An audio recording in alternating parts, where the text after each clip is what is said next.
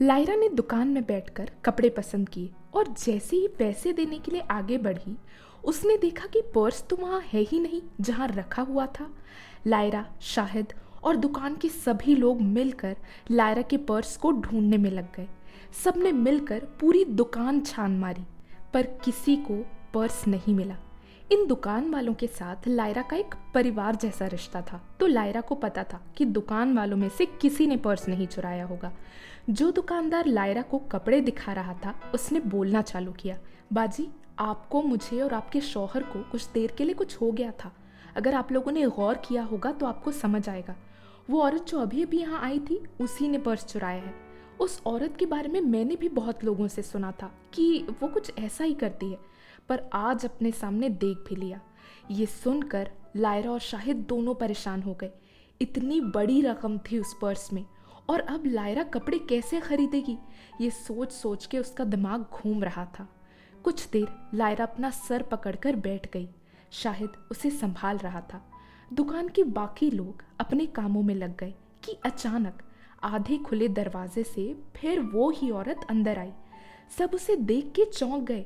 वो औरत लायरा के पास आई और लायरा का पर्स उसे देते हुए कहा, ये आपका पर्स, माफ़ कीजिएगा, मैं गलती से उठा कर ले गई थी। ये कहकर वो औरत वहाँ से चली गई। पर्स में सारे पैसे थे। ये देखकर लायरा के चेहरे पे खुशी के साथ साथ सुकून भी दिखाई पड़ रहा था। लायरा ने दुकानदार से कहा, भाईजान, ये औरत तो पर्स वापस देकर चली गई। दुकानदार ने बताया, ये आपके अच्छे कर्मों का फल है बाजी, वरना वो औरत ऐसा कभी नहीं करती। ये अल्लाह का करम है। अल्लाह ने ज़रूर कुछ किया होगा जिससे इस औरत को यह एहसास हुआ कि उसे आपका पर्स लौटा देना चाहिए। लायरा ने हाथ उठाया और अपने अल्लाह को याद किया। इसी तरह कपड़े का ये कारोबार करते करते लायरा की ज़िंदगी के कुछ साल बीत गए। कुछ वक्त बाद लायरा को नौकरी करने का फिर एक बार मौका मिला। लायरा ने लेडी हेल्थ विजिटर का काम तो पहले किया हुआ था, तो उसे इस मामले में तजुर्बा भी था। उसे इसी काम की नौकरी की खबर मिली। लायरा ने जिंदगी में बहुत कुछ सीखा था, पर कुछ कामों में वो थोड़ी सी पीछे रह गई थी। लायरा ने जब औरतों के लिए काम किया था, उनको इतनी सारी चीजें सिखवाई थी, सिलाई, कढ़ाई, बुनाई, अंग्रेजी बोलना, कंप्यूटर्स की तालीम, कारोबार, ये सब। लायरा को उस दौरान घर संभालना होता था। उसके बच्चे छोटे थे और साथ में वो जिस इंस्टीट्यूट से जुड़ी थी, जो औरतों के लिए ये सब करते थे, उनके भी बहुत सारे काम होते थे। इन सब कामों में लायरा इतनी मसरूफ हो जाती कि उसने खुद कंप्यूटर की तालीम वगैरह कुछ नहीं ली। लायरा को कुछ वक्त से पीठ में और कमर में दर्द भी हो रहा था, तो जब वो डॉक्टर के पास गई तो डॉक्टर ने उससे कहा था कि वो ज़्यादा देर सीधी होकर ना बैठे। ये भी एक वजह थी जिसके कारण लायरा कंप्यूटर नहीं सीख पाई थी, क्योंकि कंप्यूटर पे काम करने के लिए तो सीधा ही बैठना होता है। लायरा को नौकरी तो फौरन मिल गई क्योंकि वो एक तजुर्बेदार औरत थी, पर उस नौकरी में कंप्यूटर चलाने का भी काम था जो कि लायरा को बिल्कुल नहीं आता था। इस वजह से शुरू में लायरा को बस 12,000 की तनख्वाह मिलती थी। उस वक्त स्मार्टफोन्स भी नहीं होते थे, तो लायरा को इन सब चीज़ों के बारे में कोई मालूमात नहीं थी। जिस जगह पे लायरा को नौकरी मिली वो एक बहुत बड़ी इंटरनेशनल कंपनी थी। वहाँ बहुत से लोग काम करते थे। लायरा का काम एडमिन का था। एक दिन लायरा को उसके दफ्तर में काम करने के दौरान किसी ने ताना मारा और कहा, आपको तो कंप्यूटर नहीं आता, तो फिर आप यहाँ काम कैसे कर पाएंगी? आपका काम एडमिन का है और एडमिन का काम तो सबसे ज़्यादा कंप्यूटर में होता है। फॉर्म भरना, लोगों की जानकारी अपडेट करना, आपका तो हर काम कंप्यूटर से ही होगा। कैसे करेंगी आप ये सब?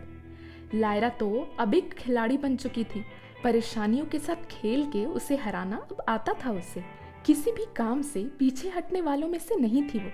लायरा ने पक्का इरादा कर लिया कि अब चाहे जो हो जाए, कंप्यूटर तो वो सीख कर रहेगी। शुरू में कंप्यूटर सीखना लायरा के लिए मुश्किल था।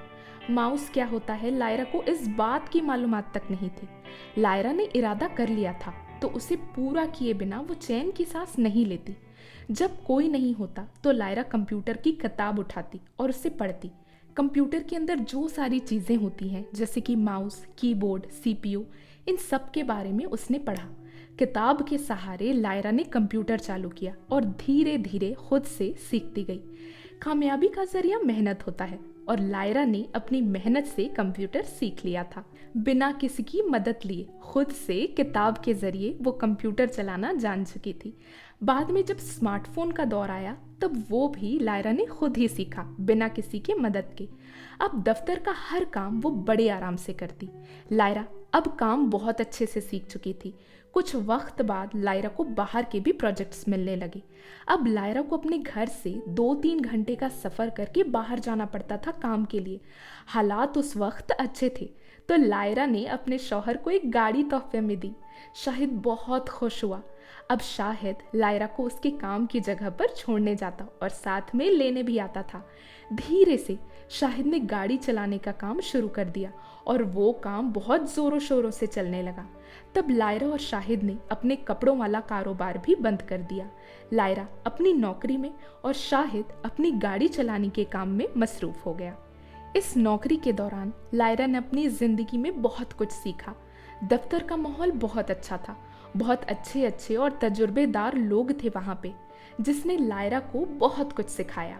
लायरा की जो बॉस थी वो अमेरिका से आई थी, तो वो भी लायरा से बहुत प्यार करती और लायरा उनसे भी बहुत बातें सीखती। लायरा को इस दौरान बहुत बड़े बड़े और पहुँचे हुए लोगों से मिलने का मौका भी मिला।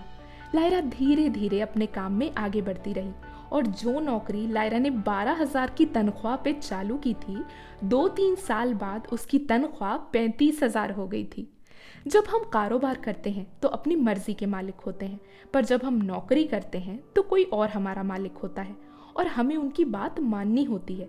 अब मंजर ऐसा होता जा रहा था कि वो लोग लायरा से बहुत काम कराते। एक प्रोजेक्ट बनाने के लिए लायरा को बहुत दूर जाना पड़ता और बहुत लंबे सफ़र करने पड़ते। वो लोग चाहते थे कि प्रोजेक्ट करने के बाद भी लायरा बैठकर कंप्यूटर पर और काम करे। लायरा को कभी कभी घर आते आते रात के 8 बज जाते थे। घर आकर लायरा को खाना भी बनाना पड़ता था पूरे परिवार के लिए, तो ज़िंदगी थोड़ी मुश्किल होती जा रही थी। लायरा ने नौकरी छोड़ने का तय किया और फिर 2008 से 2009 के आसपास उसने नौकरी छोड़ दी। नौकरी के दौरान एक बार लायरा के साथ एक बहुत मज़ेदार किस्सा हुआ। उनके ऑफिस में नेवी वाले लोग और कुछ औरतें जो बाहर काम के लिए जाती थीं, उन सबके बच्चे हुआ करते थे। लायरा और उसके बाकी के साथियों को काम के साथ साथ उन बच्चों का ख्याल भी रखना होता था। कुछ बच्चे बड़े ही मासूम होते और चुपचाप अपनी जगह पर बैठ के एक दूसरे के साथ खेलते। कुछ बड़े बदमाश जो शोर करते और बाकियों को परेशान भी करते। जब कोई बच्चा उनकी अच्छे से बात मानता तो कभी कभी बच्चों की हौसला अफजाई के लिए वो लोग उन्हें सितारे भी देते तोहफे के तौर पे। बच्चे ये सब देखकर खुश हो जाते। एक बार लायरा बैठकर काम कर रही थी कि अचानक एक बच्चा आया और उसने लायरा की हाथ पर जोर से काट दिया। तो दोस्तों, आपको क्या लगता है लायरा अब उस बच्चे के साथ क्या करेगी? अपने अपने थॉट्स कमेंट बॉक्स में लिखकर ज़रूर बताइएगा। अगर आपको आगे का चैप्टर चाहिए तो भी कमेंट बॉक्स में लिखकर ज़रूर बताइएगा। अगर आपको कहानी इंटरेस्टिंग लग रही है तो वीडियो को लाइक करें, शेयर करें और आगे के चैप्टर्स पाने के लिए हमारे चैनल को सब्सक्राइब करें और बेल आइकन क्लिक करें। Thank you.